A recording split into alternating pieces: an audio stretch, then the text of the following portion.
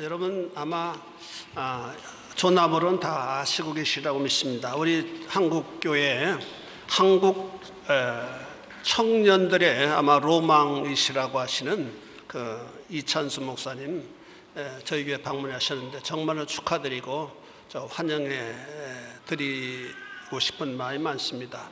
작은 저희 교회를 이렇게 방문하셔서 오늘 귀한 말씀 전해 주실 때 우리 목사님을 환영하는 의미로 박수 한번 보내도록 하겠습니다.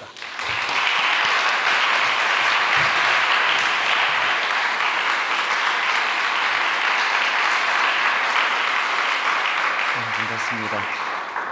오늘 예배를 드리면서 제일 제가 기다리고 기대했던 게 이제 방금 우리 성가대 찬양이었는데 왜 이렇게 짧게 하시는지 제가 이 찬양을 지금 녹음을 해가지고 한국에 갖고 가려고 녹음을 했습니다. 매 주일마다 이런 찬양을 들으실 수 있는 여러분들은 이게 지금 얼마나 이게 대단한 일인가를 잘 모르실 거예요. 그래서 찬양에 너무 은혜를 받았고요. 또 하나님께서 이제 또 찬양뿐만 아니고 또 저를 통해서도 하나님께서 이 시간에 은혜 주실 줄로 믿습니다. 그 호저라고 하는 이 고슴도치과 동물입니다. 이 호저라고 하는 이 고슴도치과 동물에 대해서 저는 종종 이렇게 생각을 하는데요. 이제 이 호저, 이 고슴도치과 하면 벌써 이제 뭐 짐작할 수 있지 않습니까? 이제 자기를 보호하기 위하여 등에 이 비늘 같은 게 이제 뾰족뾰족 나와 있는 그런 동물인데요. 이 호저라는 이 동물이 갖고 있는 고민이 뭐냐 하면은 이제 외로워서 이제 동료들과 더불어 같이 지내려고 동료들에게 다가가면 상대방이 자꾸 자기를 찌르는 거예요. 그래서 아파요. 그래서 자꾸 아파서 견디다 못해가지고 이제 더 이상 상처받고 싶지 않다. 그래서 이제 격리가 돼가지고 산 깊은 곳으로 그렇게 이제 격리가 돼서 간다는 거예요. 그러면 이제 더 이상 아프질 않아요. 자기를 찌르는 사람이 없고 상처 주는 사람이 없습니다. 그래서 이제 참 살 것 같은데 이번에는 너무 외로운 거예요. 그 상처는 안 받는데 너무너무 외로운 거예요. 이 격리돼서 살아가는 그것을 견디다 못해서 다시 슬그머니 동료들에게로 되돌아오는 거예요. 그러면 이제 이 외로움의 문제가 해결이 돼요. 살 것 같아요. 그런데 이번에는 또 상대방이 자꾸 찔러요. 그 상처를 자꾸 주는 거예요. 그래서 너무 아픈 거예요. 견디다 못해서 또 이제 고립된 깊은 곳으로 혼자 이제 독립해서 떨어져 나가요. 더 이상 상처는 안 받습니다. 그런데 또 외로워요. 이렇게 한 30분 하고 설교를 끝내려고요. 이 두 개가 계속 반복되는 게 호저라고 하는 그 동물이 되는 거예요. 저는 83년도부터 이민 생활을 만 7년 했거든요. 미국에서 시카고에서 이민 생활을 했는데 제가 이민 생활을 떠올리면 딱 이 호저라는 동물이 생각이 나요. 그 이민 생활이 정말 이건 것 같아요. 남의 나라 와가지고 너무너무 외로워서 한국 사람이 있는 데로 찾아가면은 외롭지는 않은데 서로가 서로에게 너무 많이 상처를 주는 게 이게 이민 생활이더라고요. 그래서 내가 이제 더 이상 이제 한인교회 안 간다. 나는 이제 미국 교회로 가겠다. 그래서 이제 미국 교회로 가면은 이제 막 살 것 같아요. 말 많고 복잡한 그 시카고에서 이런저런 너무 많은 것들로부터 자유를 하는데 너무 외로운 거예요. 그래서 제가 오늘 하나님께서 여러분 교회에 무슨 말씀이 필요할 거를 생각하다가 오늘 이 본문 말씀이 떠올랐는데요. 이제 이 호저라고 하는 이 동물의 갈등, 그 괴로움, 이런 아픔을 뭐 저를 위시해서 모든 현대인들이 다 가지고 있는데 그 대안이 뭐냐? 그래서 제가 오늘 본문 말씀을 가지고 이제 그 부분에 대해서 좀 살펴보려고 하는데요. 오늘 본문의 주인공은 머비보셋이라고 하는 인물입니다. 이 머비보셋은 누군가 하면은 아마 생소한 분이 계실 거예요. 아버지가 요나단입니다. 이제 대략 눈치가 빠른 분들은 이제 누군지 대략 알 텐데 그래도 모르시면은 할아버지가 사울 왕입니다. 그래도 누군지 모르면 제가 더 이상 도와드릴 길이 없어요. 내버려뒀으면 이스라엘의 3대 왕이 될 사람이었는데 이 머비보셋이 5살이 되던 해에 자기 인생의 모든 것들이 다 무너져 버리는 절망을 경험합니다. 이웃에 있던 블레셋이라는 나라가 침략을 해오는데요. 그래서 이제 그 전투를 벌이는데 그 블레셋과의 전쟁에서 아버지 요나단도 목숨을 잃고 할아버지 사울도 목숨을 잃습니다. 그리고는 이 어린 5살 워낙 다급하니까요, 유모가 이 어린애를 데리고 산속으로 도망가다가 떨어뜨립니다. 떨어뜨려 가지고 다리를 다치는데요, 뭐 그 와중에 치료라는 게 있겠습니까? 그래서 그것 때문에 평생 불구의 몸으로 살아가요. 장애를 가지고 살아갑니다. 여러분 한번 생각을 해보세요. 그 5살이면은요, 엄마 아빠 사랑을 받고 살아야 되는데 격리돼서 산속에 장애를 가지고 살아가고, 더군다나 그 사극 같은 거 보시면 알지만 정권이 바뀌고 나면 제일 먼저 조치를 취하는 게 그 왕족을 멸하는 거 아닙니까? 근거를 없애려고. 더군다나 새로 왕권을 잡은 다윗에게 있어서 자기 할아버지 사울은 철천지 원수 아닙니까? 언제 들이닥쳐가지고 목을 베갈지 모르는 이런 두려움 속에서 머비보셋이 살았습니다. 그러니까 정서적으로 한 온전한 인격으로 살 수가 없습니다. 나중에 이제 다윗이 수소문해가지고 머비보셋을 불러들이니까 왕 앞에서 머비보셋이 하는 말이 9장 8절입니다. 오늘 본문 9장 8절에 이렇게 이야기합니다. 그가 절하여 이르되 이 종이 무엇이기에 왕께서 죽은 개 같은 나를 돌아보시나이까. 얼마나 열등감이 많고 상처가 많은지 자기 자신을 인식하기를 죽은 개 같은 존재라는 거예요. 이게 참 슬픈 이야기 아닙니까? 그렇게 피폐해져 있던 인생이 바로 머비보셋인데요, 놀랍게도 다윗은 그에게 호의를 베풉니다. 두 종류로 호의를 베푸는데요, 하나는 물질적으로 보상을 해줍니다. 7절에 보니까 다윗이 그에게 이르되 무서워하지 말라. 내가 반드시 내 아버지 요나단으로 말미암아 내게 은총을 베풀리라. 내가 내 할아버지 사울의 모든 밭을 다 내게 도로 주겠고. 이 대단한 호의예요. 그만이 아니고요, 두 번째로는 이제 그 명예를 회복시켜 줍니다. 바로 그 다음 7절 하반절에 또 너는 항상 내 상에서 떡을 먹을지니라. 왕궁에서 왕과 함께 식사할 수 있다는 것은 왕자의 반열의 명예를 회복시켜 주겠다는 의미 아닙니까? 그래서 이제 이 머비보셋이 다윗의 상상을 초월하는 호의에 의해서 물질적으로 보상을 받고 명예가 회복이 되는 이런 은혜를 입었단 말이에요. 자, 중요한 건 지금부터예요. 자, 그러면 다윗은 어떻게 머비보셋에게 이런 호의를 베풀 수 있었느냐?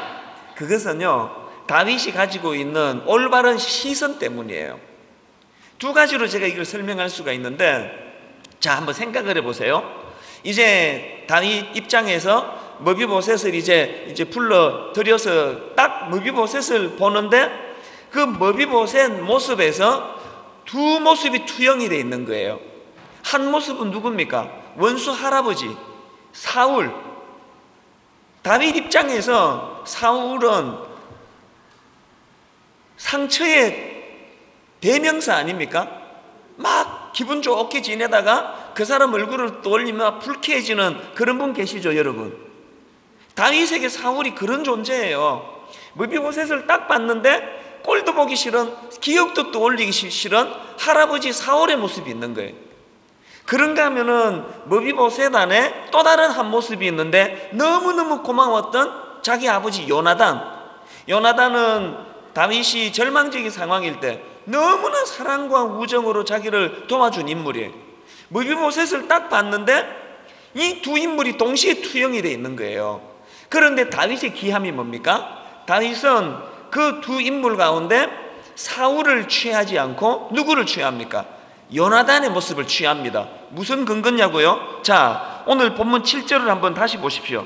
다윗이 그에게 이르되 무서워하지 말라. 내가 반드시 내 아버지 누구로 말미암아? 요나단으로 말미암아 내게 은총을 베풀리라. 1절에서도 다윗이 이르되 사울의 집에 아직도 남은 사람이 있느냐? 내가 누구로 말미암아? 요나단으로 말미암아 그 사람에게 은총을 베풀리라 하니라. 이게 다윗이 가지고 있는 귀한 점이에요. 왜 오늘 이 말씀이 우리에게 의미가 있느냐 하면요, 복잡한 대인관계를 살아가는데 어떤 사람도요 그 안에 요나단의 모습만 있는 사람이 없고 다윗의 모습만 있는 사람이 없습니다. 모든 대인관계는 이 둘이 다 섞여 있습니다.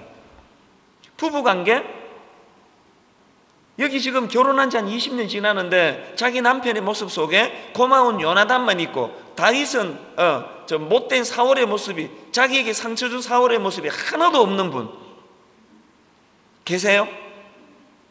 손 들어 보실래요? 진짜 아무도 없네. 이 부부라는 게요 사실 서로 뭐 이렇게 여기도 뭐 부부끼리 앉아 있고 또 끝나면 한 집에 들어가 살고 뭐 위해주고 이러지만요, 사실 냉정하게 살펴보면은요 부부 관계라는 것이 내게 참 고맙고 따뜻했던 요나단의 모습만 있는 게 아니고요, 사실은 내게 상처를 엄청 주는 사울의 모습이 훨씬 많습니다. 가만히 한번 생각을 해보세요. 이 부부라는 게 결혼할 그 당시에 요나단의 모습이 좀 있었고요, 결혼하고 6개월만 지나면 일상생활의 사울의 모습으로 내게 상처를 주는 게 그게 부부예요.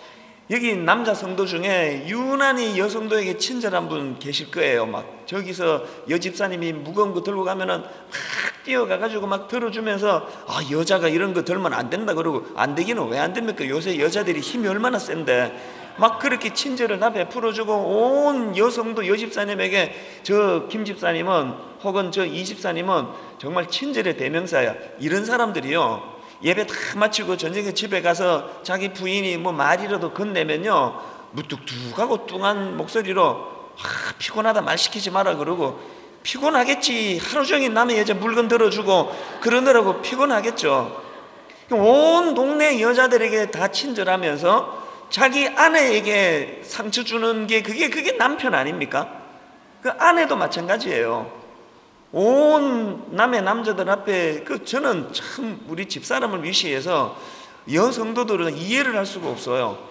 교회 오면서 왜 이렇게 꾸며들 가지고 오는지. 특히 우리 집사람은 저하고 마주칠 일이 없거든요. 저는 아침 6시 좀 넘어서 혼자 교회를 오고, 우리 집사람은 주로 2부 예배나 3부 예배 드리기 때문에 교회에서 하나도 마주칠 일이 없어요. 그런데 한 번씩 이렇게 예배를 인도하다 보면 저 끝에 우리 집사람이랑 너무너무 닮았는데 집사람이라고 하기는 너무 이쁜 여자가 앉아 있어요. 그래서 제가 너무 이상해요. 저렇게 닮을 수가 있을까? 집에 가서 제가 물어보거든요. 어디 앉았냐고, 몇 부 예배 드렸냐고. 그 여자가 우리 집사람 맞아요. 얼마나 변장을 잘했는지 남편도 잘 못 알아볼 정도로 얼굴을 완벽하게 변장을 해갖고 오더라고요. 내가 물어요. 누구를 위해서 그렇게 화장을 하느냐? 하나님은 중심을 보시기 때문에 당신 화장한 거 안 보실 게 분명하고, 당신 남편은 같이 안 와가지고 얼굴도 못 볼 텐데. 이 여자들이 이상한 게 자기 집에서는 막 그냥 보일 사람 없다고 막 그냥 자다가 일어나서 이 베개로 머리 도장 푹 집어넣고 막 그렇게 사시고, 나가면은 그렇게 꾸며서 나오는 게 이해가 안 돼요. 그래서 무슨 말 하다가 지금 말이 이렇게 샜는데요. 어쨌든 온 남의 남자들에게 따뜻하게 잘하고 천사표 신용을 내면서 자기 집에 와서 가전신경질을 다 내는 게 그게 아내 아닙니까? 그래서 우리가 이거를 정확하게 그 배우자 안에 요나단의 모습이 몇 프로, 또 내게 상처를 준 사울의 모습이 몇 프로 계산하면요 거의 대부분이 한 80% 사울의 모습이고요, 한 20% 고마운 거, 뭐 생일할 때 선물 조금 사다 주고 뭐 그런 정도는, 그 정도밖에 없는 게 부부 관계예요. 그런데 우리가 오늘도 이혼 안 하고 가정을 유지하는 것은요, 그럼에도 불구하고 이 사람이 내게 하나님이 주신 배우자라는 그 믿음 때문에 가정을 유지하려고 몸부림치는 거 아닙니까? 자식도 마찬가지예요. 여기 뭐 애 키우는 분은 다 알 거예요. 세상에 부모도 자식에게 상처를 많이 주고요, 또 자식도 상처를 부모에게 많이 줘요. 그 사춘기를 거치는 애들을 겪어보면은 제 안에 이 정도 포용력과 용납하는 마음이 있는 게 놀라울 정도예요.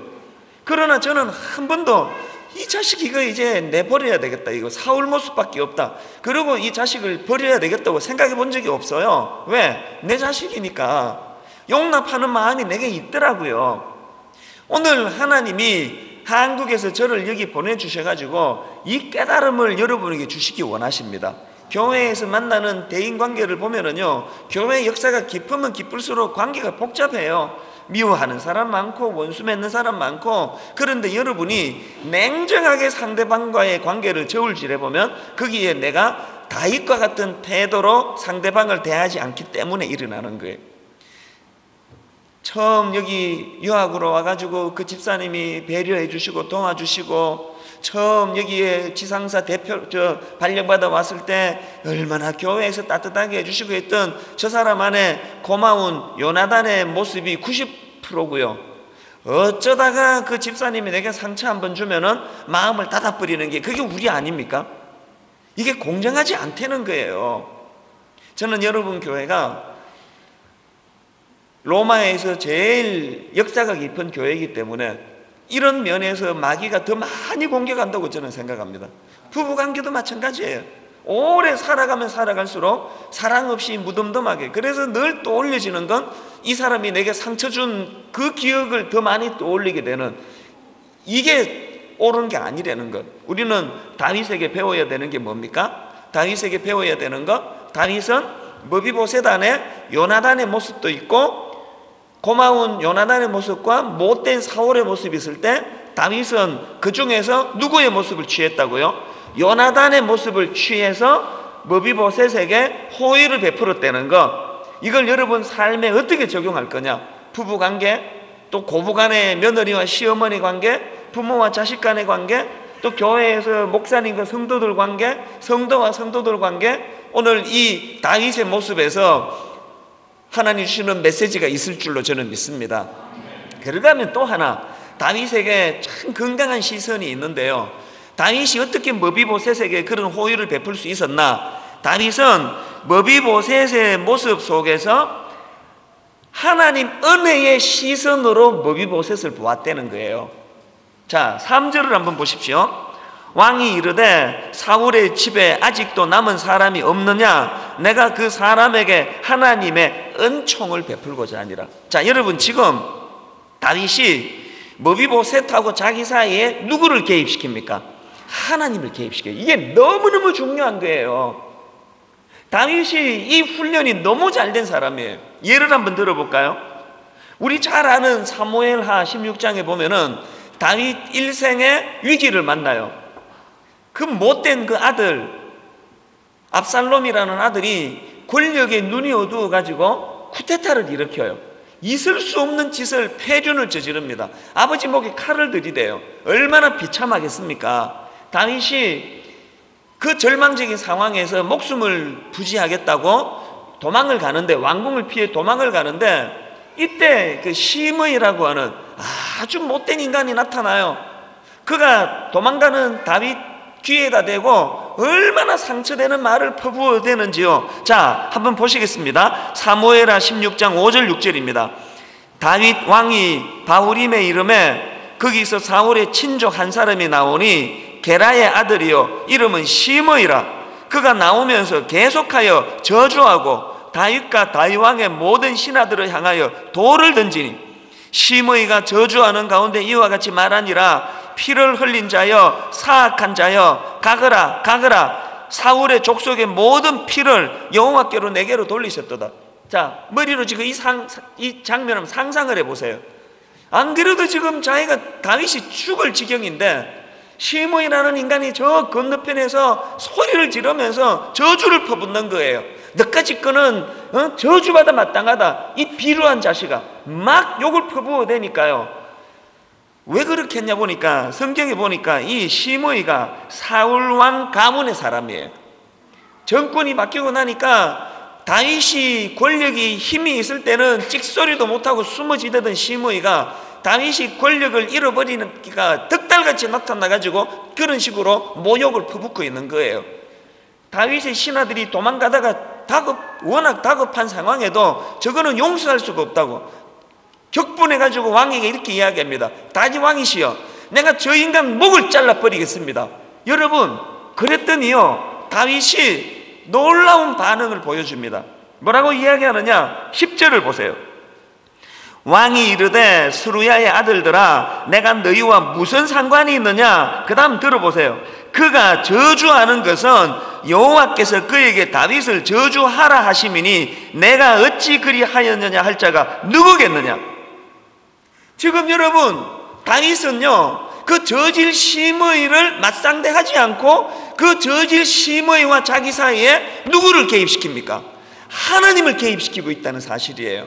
그래서 그 다음 12절에서 이렇게 이야기합니다. 혹시 여호와께서 나의 원통함을 감찰하시리니 오늘 그 저주 때문에 여호와께서 선으로 내게 갚아주시리라.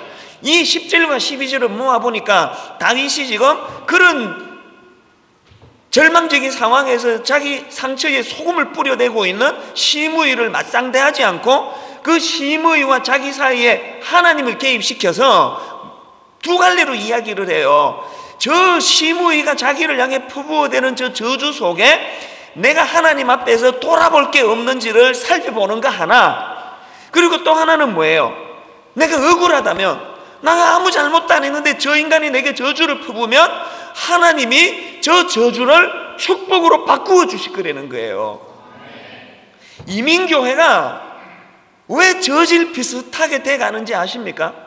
이민교회에 심의 같은 사람들이 종종 있어요. 말도 안 되는 이런 상처를 주는 사람이 있으면 여러분 그 저질에게 맞서면은 같이 저질이 되는 거예요. 같이.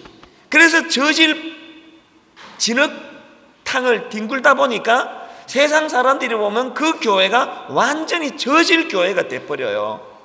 오늘 우리가 이 땅을 살아가면서 끊임없이 나와 너 사이에 하나님을 개입시키는 훈련, 여러분 부부 관계에서요 하나님을 개입시키는 훈련을 안 하면 그 가정이 성할 가정이 전 세계에 한 가정도 없습니다. 이건 뭐 한 결혼하고 5년만 지나면은 고마운 요나단의 모습은 뭐 한 1% 2%밖에 안 되고 주는 게 상처밖에 없는 게 부부 관계인데, 그러나 거기에 끊임없이 하나님을 개입시키면서 가정을 유지해 가는 거 아닙니까?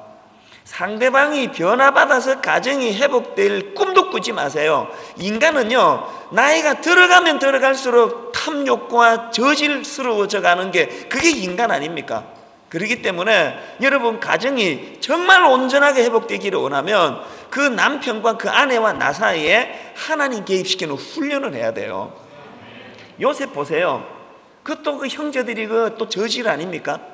그 배다른 형제들이 요셉을 그냥 웅덩이에 가두어서 죽이려고 그러고 남의 나라에 인신매매로 팔아버리고 이 짓을 한 게 그 요셉의 형제, 그게 완전 저질들이에요. 그런데 요셉이 여러분 나중에 입지전적인 인물이 되잖아요. 총리 대신에 올라가고 나니까 원래 이 저질들은요 속성이 그래요. 힘이 없으면 밟으려고 그러고요, 조금만 힘이 있으면은 머리 조아리는 게 그 저질들 아닙니까? 형제들이 요셉에게 납작 엎드려 두려워 떠니까 요셉이 뭐라고 말합니까? 뭐라고 말하는지 다 아시죠? 창세기 45장 5절이요. 당신들이 나를 이곳에 팔았다고 해서 근심하지 마소서, 한탄하지 마소서. 하나님이 생명을 구원하시려고 나를 당신들보다 먼저 보내셨나이다. 자, 여러분, 요셉은 그 저질 형제 사이에, 자기와 그 저질 형제 사이에 누구를 개입시킵니까? 하나님을 개입시키고 있어요. 그래서 요셉이 저질이 안 될 수 있는 거예요. 우리 대인관계 이거 어떻게 적용할까요? 가정에서, 교회에서, 대사회관계에서 여러분에게 상처 주는 시므에 같은 인간들 꼭 있습니다. 그런 인간들이 있을 때 거기에 하나님을 개입시키는 훈련. 그래서 저 억울하고 나는 분해서 잠을 이룰 수 없는 그 메시지조차도 하나님 저 사람을 통해서 내게 무슨 경고를 주시는가를 돌아보셔야 되고, 내가 억울하다면, 난 정말 아무 잘못이 없는데 저 사람이 내게 상처를 준다면 하나님이 이 사람의 저주 무게만큼 내게 축복으로 갚아주실 것입니다. 이 믿음이 작동되는 여러분 되시기를 바랍니다. 대인관계뿐만 아니에요. 오늘 한국교회가 지금 저 지경이 된 것은요, 목사를 위시해서, 장로를 위시해서 일상적인 생활 속에 하나님 개입시키는 훈련이 너무 안 돼 있습니다. 삶 속에 끊임없이 자꾸 하나님을 개입시켜야 돼요. 하나님은 이런 상황에서 내게 뭘 원하실까? 하나님은 내 눈물 속에서 뭘 원하실까? 하나님은 나의 이 한숨 속에, 이 인내 속에, 또 대인관계 속에 여러분들이 늘 두 갈래예요. 기분 나쁜 사람이 있잖아요. 그 갚아주고 밟아주고 싶은 사람이 있잖아요. 저 사울의 모습이 많이 보이는 사람이 있잖아요. 그럴 때 하나님을 개입시켜서, 하나님, 내가 저 사람 모습 속에 99%가 사울의 모습밖에 없고 생각해보면 고마운 거 1%밖에 없지만, 하나님 개입시킨 다윗에게서 배운 것처럼 먼저 내가 호의를 베풀기 원합니다. 이게 왜 필요한지 아세요? 이게 사랑의 선순환을 가져오기 때문이에요. 무슨 말인가 하면요, 방금 말씀드렸던 그 다윗이 지금 아들 압살롬의 쿠데타 때문에 도망을 가는 와중에서 또 한 에피소드가 등장하는데요. 막 도망가고 있는데 이 시바라고 하는 그 머비보셋의 종입니다. 계략을 꾸며가지고 다윗하고 머비보셋 사이를 이간질을 시켜요, 이 시바라는 사람이. 자, 사무엘하 16장 3절 읽어드립니다. 왕이 이르되 내 주인의 아들이 어디 있느냐 하니, 그 다음 들어보세요. 시바가 왕께 아뢰되 예루살렘에 있는데 그가 말하기를 이스라엘 족속이 오늘 내 아버지의 나라를 내게 돌리리라 하나이다 하신지라. 무슨 말인지 아시겠죠? 하지도 않은 말이에요. 다윗에게 무슨 모함을 하느냐? 왕이요, 머비보셋이, 왕이 지금 쿠데타 당해서 쫓겨가는 이 상황에 드디어 자기가 잃어버린 권력을 되찾을 때가 왔다고 그런 말을 했다는 거예요. 이 또 저질이 하나 또 있네요. 그 왜 하지도 않은 말을 가지고 모함을 하느냐고요. 그 이 인간은 하여튼 이 이름도 이상하고 하는 짓도 이상하고. 평소에 다윗 같으면요, 분별을 잘 해가지고 조치를 취했을 텐데 자기가 워낙 다급할 때니까 졸속으로 처분을 합니다. 다윗이 뭐라고 처분하는가 하니까 16장 4절 왕이 시바에게 이르되 머비보셋에게 있는 것이 다 내 것이니라. 무슨 뜻입니까? 저 못된 머비보셋 재산을 몰수하라는 거예요. 이게 머비보셋에게 얼마나 상처가 되겠냐고. 자기 그런 말 한 적도 없는데 알아보지도 않고 다윗이 그렇게 졸속으로 처리하는데, 놀라운 건 머비보셋의 태도예요. 그런 억울한 상황에서 사무엘하 19장 24절입니다. 사울의 손자 머비보셋이 내려와 왕을 맞으니 그는 왕이 떠난 날부터 평안히 돌아오는 날까지, 그 다음 들어보세요. 그의 발을 맵시 내지 아니하며 그의 수염을 깎지 아니하며 옷을 빨지 아니하였더라. 지금 다윗은 자기 재산 몰수하라는 억울한 판정을 내려놨는데, 다윗은 지금 머비보셋은 지금 다윗이 그 고생하는 걸 보면서 뭐라고요? 옷을 맵시 내지 않고 멋부리지 않는다는 거예요. 목욕을 하지 않는다는 거예요. 수염을 깎지 않는다는 거예요. 내 왕이 저 고생 중에 있는데 어떻게 나만 이렇게 편하게 지낼 수 있느냐, 그런 태도를 가지고 있더라는 거예요. 자, 질문, 머비보셋이 어떻게 이런 태도가 가능했을까요? 이거 누구에게 배웠습니까? 머비보셋이 보니까요, 다윗의 내면에 두 모습이 담겨져 있는 거예요. 하나는 사무엘하 9장에서 죽은 개 같은 나를 거두어준 고마운 다윗의 모습하고, 또 하나는 사무엘하 16장에서 알지도 못하면서 재산을 몰수시키고 저 시바라는 저질의 말만 믿고 그렇게 자기 재산을 몰수했던 너무너무 야속하고 원망스러운 다윗의 모습하고 두 모습이 남겨져 있는데, 머비보셋은 그 두 모습 중에 어느 모습을 취합니까? 사무엘하 9장에서의 고마웠던 다윗의 모습을 취하고 있다는 거예요. 이거 누구에게 배운 거예요? 다윗에게 배운 거 아닙니까? 다윗이 먼저 자기에게 할아버지 원수 사울의 모습하고 고마운 아버지 요나단의 모습 중에 고마운 요나단의 모습을 취하는 것을 먼저 그가 경험했기 때문에 너무너무 원망스러운 다윗의 모습하고 고마운 다윗의 모습 중에 고마운 모습을 취하더라는 거예요. 저는 여러분 교회가 이 사랑의 선순환이 일어나게 되기를 바랍니다.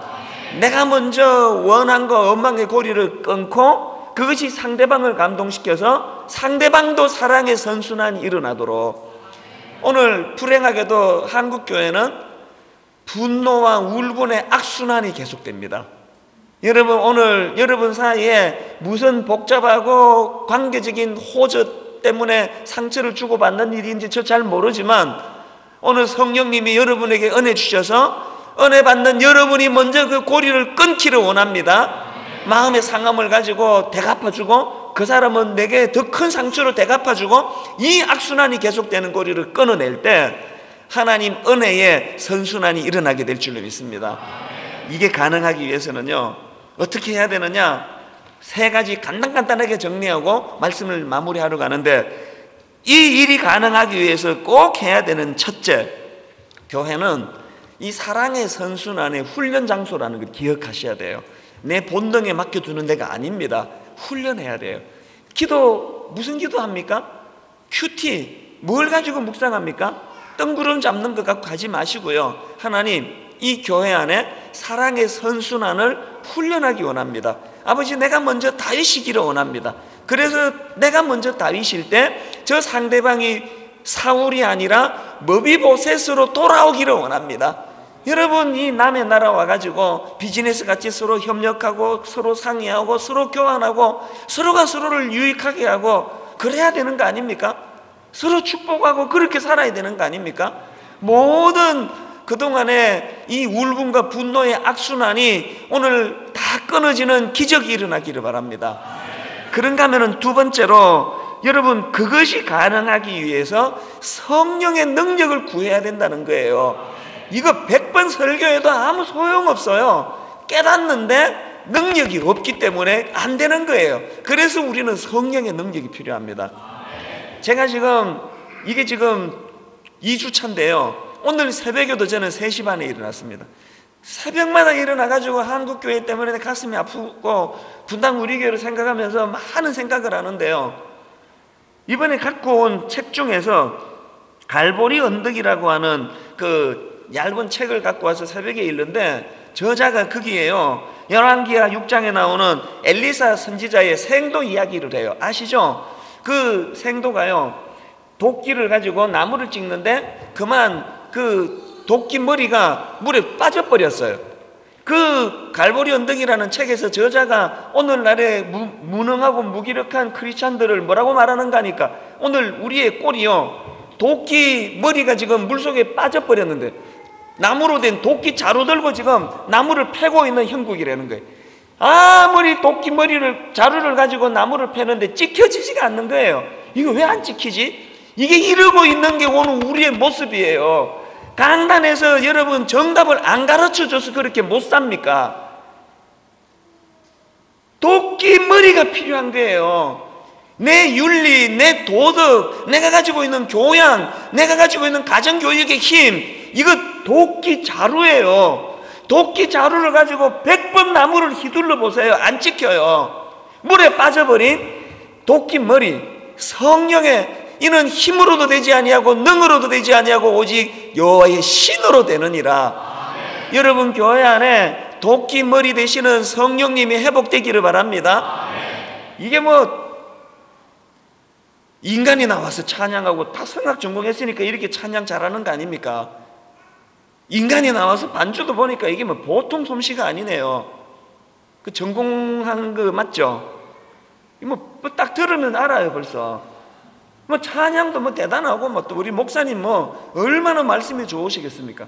근데 여러분, 교회라는 게요, 성악 잘하는 인간들이 나와서 노래하고 반주 잘 치는 인간이 아니고 자매가 반주하고 말씀 잘 전하시는 목사님이 설교하고 그렇게 하고 끝나면 그거 교회 아닙니다. 여러분, 여기가 동호회입니까? 일주일에 한 번씩 외로워서 한국 사람끼리 모여서 한번 모이는 모임이 아니고요, 여기 교회예요.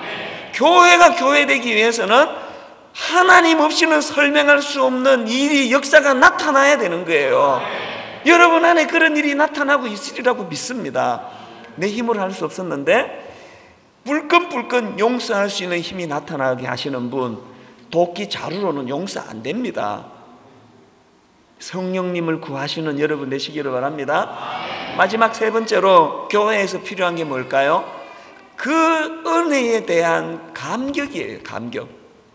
다윗이요, 쿠데타를 진압하고 다시 입궁하니까 그 저질들은 항상 기회주의자예요. 시므이가 제일 먼저 나와가지고 납작 엎드려요. 용서해달라고. 여러분이 다윗 왕이면 그 용서해 주시겠습니까? 저 절대 용서 안 해줘요. 그걸 용서할 수 있으니까 목을 잘라버려야지. 그런데 놀랍게도 다윗은요, 그 저주를 퍼붓던 시므이를 용서해줘요. 어떻게 그게 가능한지 아십니까? 다윗 안에 은혜의 감격이 있었습니다.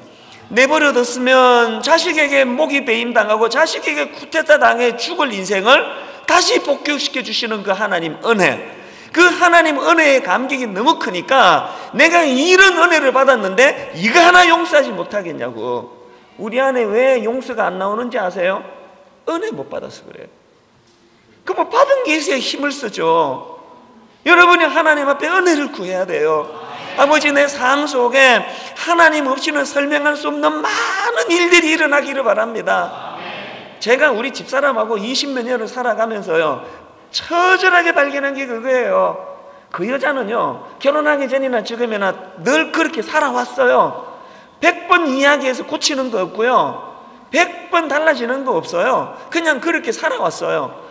내가 성령 충만할 때는 모든 허물이 다 덮어서 용서가 다 되고요, 내 안에 메마르고 건조해지니까 막 그냥 미워 죽겠는 일이 반복되는 게, 그래서 이거예요. 그 여자는 항상 저 기둥에 저기 있었던 게 우리 집사람인데, 내가 가까이 다가갔다가 멀어졌다가 그러면서 나 혼자 그냥 깨춤을 추고 앉아 있는 거예요. 그 깨춤 아시죠? 우리 어머니가 맨날 제가 중고등학교 시절에 까불고 막 그러면 얘가 천지를 모르고 깨춤을 추네.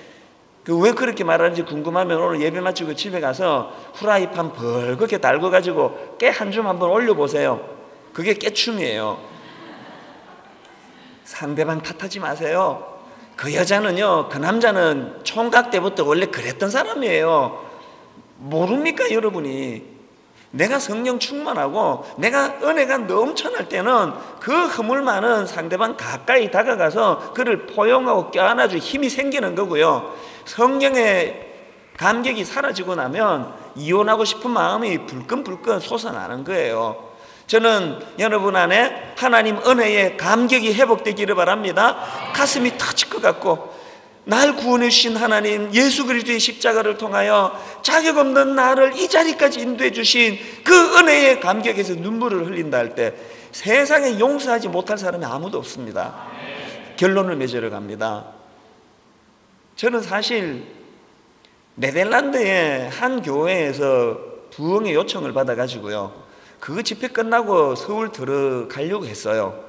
근데 하나님의 마음에 자꾸 그 로마 한인교회에 대해서 나도 몰라요, 왜 이런 마음이 드는지. 이 로마 한인교회, 로마에 있는 성도들에게 너무 말씀을 전하고 싶은 거예요. 뭐라도 격려를 해드리고 싶은 거예요. 그게 지금 3주째 지금 이렇게 하고 다니고 있습니다. 오늘 제가 여기 다녀가는 게 여러분에게 무슨 의미인지 전 잘 몰라요. 여러분, 우리가 알고 여러분이 알면 이게 무슨 교회입니까? 왜 내가 여기를 와야 되는지 저도 모르고 여러분도 몰라야 그게 교회 아닙니까? 분명히 하나님께서 여기에 이유가 있다고 저는 생각합니다. 오늘 이 말씀을 통해서 A 집사님, B 집사님 안에 위대한 화해의 역사가 일어나기를 바랍니다. 부부관계가 회복되기를 바랍니다. 구원의 감격이 회복돼서 내 안에 넘쳐나는 기쁨이 있을 때 내게 상처 준 그 사람까지도 손을 잡을 수 있는, 그래서 여러분 시간은 좀 갔지만요, 이 찬양을 꼭 부르고 싶습니다. 찬송가 310장 하나님의 은혜로 이 쓸데없는 자 왜 구속하여 주는지 난 알 수 없다다. 우리 한 1절만 부를지 또 1절 2절 부를지 모르겠지만 여러분 이 찬양을요, 가사가 있으니까 부르는 게 아니고 절박하게, 하나님 내가 이래서 못 살겠습니다. 너무너무 내 주변에 사울이 많고요, 너무너무 내 주변에 호저 찌르는 사람이 많아요. 그래서 하나님 은혜가 필요한데 주님 구원의 감격 십자가 은혜가 내게 회복되기를 원합니다. 이 은혜가 회복되면 용서할 수 있는 힘도 생겨날 줄 믿습니다. 여러분 제가 가사를 불러드릴 텐데요, 다 눈을 감으시고 이 시간 절박하게 은혜를 구하면서 이렇게 찬양합니다. 하나님의 은혜로.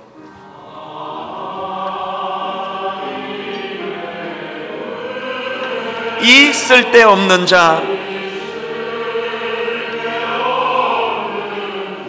왜 구속하여 주는지 난 알 수 없도다.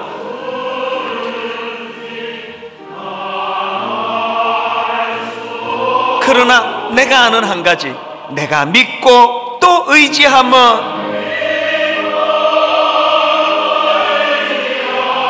내 모든 형편 아시는 주님, 여러분이 확신이요 늘 보호해 주실 것을 나는 확실히 아네. 아버지, 구원의 감격이 회복되기 원합니다. 후렴, 내가 믿고 또 의지하며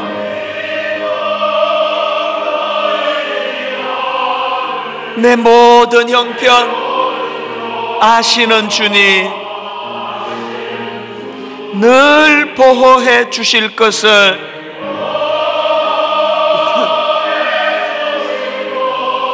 나는 확실히 아네.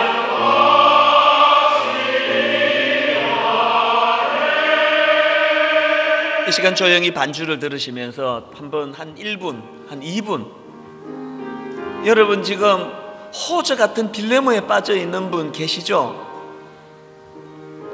사람에게 다가가면 자꾸 상처를 줘서 아프고, 견디다 못해 산속으로 떠나가면 외로워서 견딜 수 없고, 먼 남의 나라 와가지고 이러지도 못하고 저러지도 못하고 은혜가 필요합니다. 하나님, 부부관계를 위시해서 아버지 교회 생활 가운데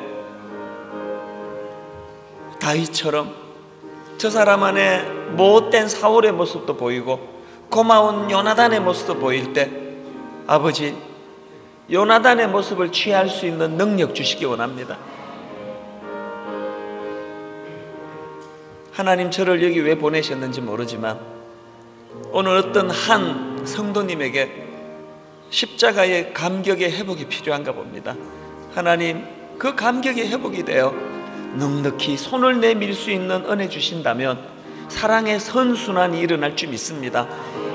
우리 목사님 나오실 때까지 한 1, 2분 정도 우리 하나님 앞에 입술을 벌려 기도합니다. 하나님, 내가 아픕니다. 내 마음이 상합니다. 은혜가 필요합니다. 우리 가정에, 우리 교회에 구원의 감격, 성령의 능력이 나타나기 원합니다. 우리 같이 기도하는 시간 같습니다. 같이 기도하시겠습니다. 고마우신 하나님 아버지,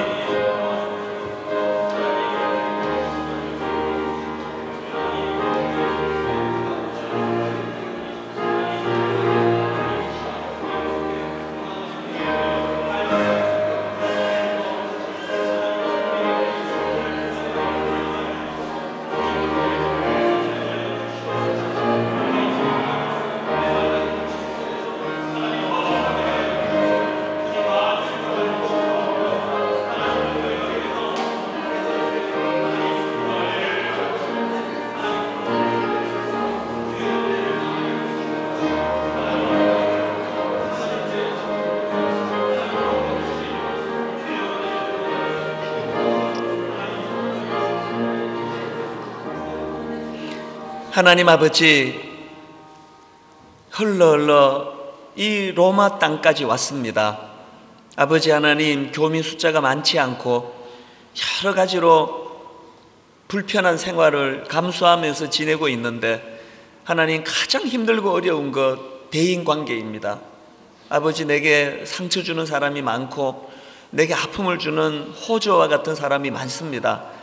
하나님, 저 사람이 변화되어 더 이상 나를 찌르지 않도록 할 수 있는 방법이 없습니다. 그래서 하나님, 내가 변화되기 원합니다. 다윗처럼 상대방 안에 있는 못된 사울의 모습으로 같이 이전 투구를 벌이는 초라한 인생이 아니라 그 사람 안에 고마운 다윗의 모습을 떠올리며 먼저 화해의 손을 내밀며 사랑이 회복되도록 은혜 내려주시기 원합니다. 이 교회가 사랑으로 회복되고 하나 되는 아름다운 교회 되도록 도와주시고 모든 성도님들과 담임 목사님 하나 되어 한 하나님을 향해 나아가는 은혜의 교회 되게 하여 주시옵소서. 그렇게 인도해 주실 주님께 감사드리옵고 예수님 이름으로 기도드립니다. 아멘.